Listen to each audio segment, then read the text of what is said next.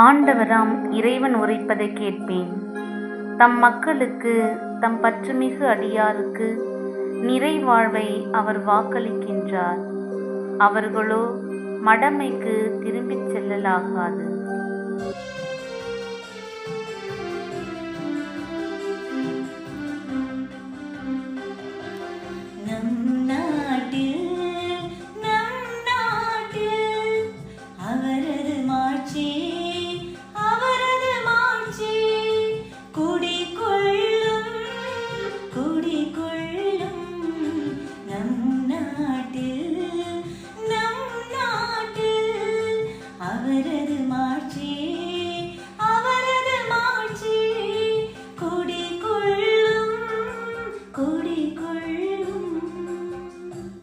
அவருக்கு அஞ்சி நடப்போருக்கு அவரது மீட்பு அண்மையில் உள்ளது என்பது உறுதி.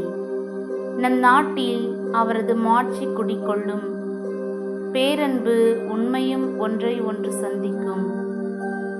நீதியும் நிறைவாழ்வும் ஒன்றை ஒன்று முத்தமிடும்.